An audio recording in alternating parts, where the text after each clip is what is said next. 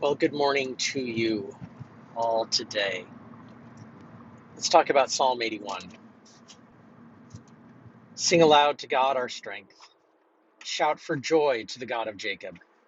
Raise a song, sound the tambourine, the sweet lyre with the harp. Blow the trumpet at the new moon, at the full moon on the festal day.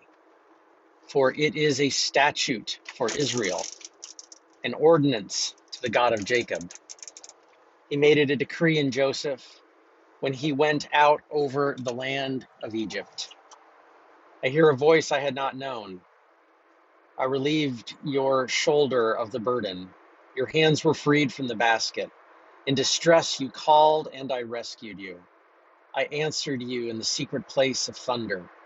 I tested you at the waters of Meribah. Hear, O my people, while I admonish you. O Israel, if you would but listen to me.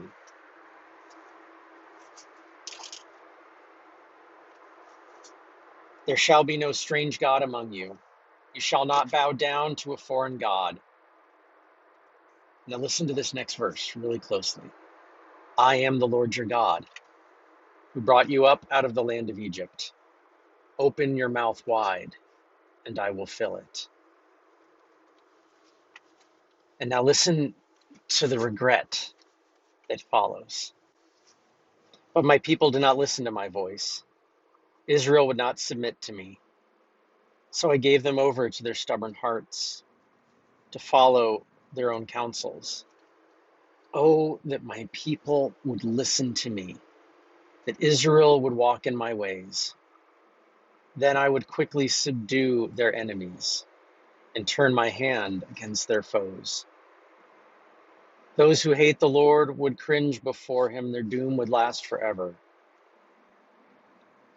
But I would feed you with the finest of the wheat, and with honey from the rock, I would satisfy you.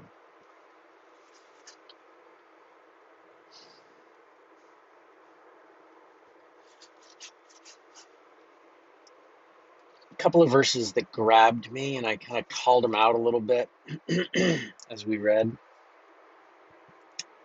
were those ones that were that voice calling out, like, or saying, like a mother to a child, I would feed you.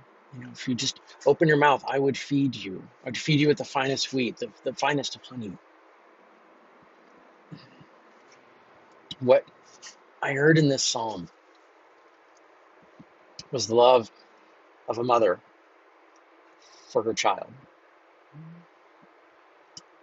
That this mother who would go and get what the child needs and would bring it to them, but yet in this, the regret of that child who refuses it or who has walked away.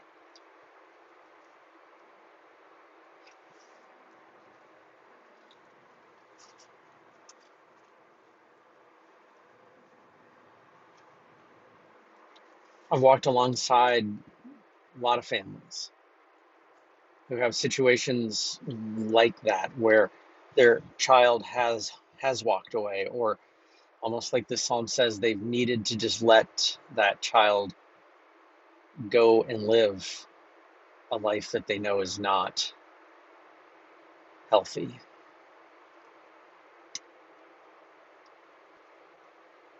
But the longing and the regret and the love for that child doesn't end.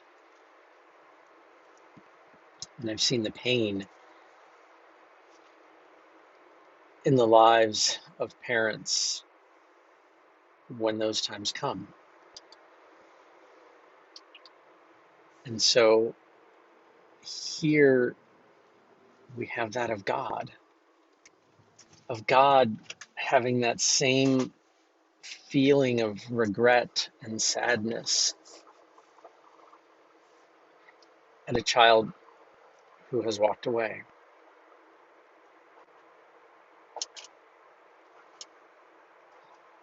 The picture that's been up on the throughout this is of a little deer.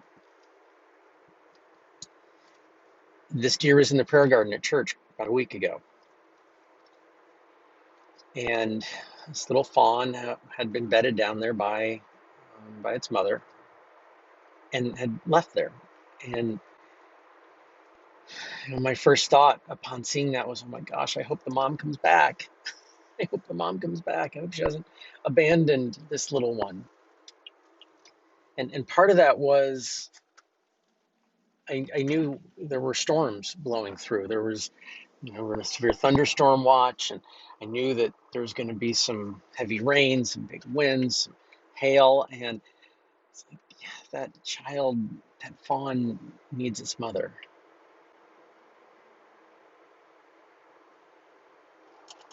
And so I was grateful that really once those storms started to come, I went and looked back out, and the fawn was gone.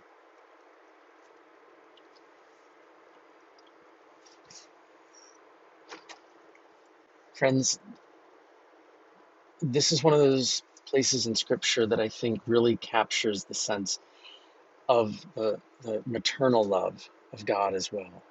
We often talk of God as Father, but this is a place that we talk about the maternal, the motherly love of God. This psalm really captures that. And so with this psalm today, I encourage you to pray for those who have experienced loss like this with their child.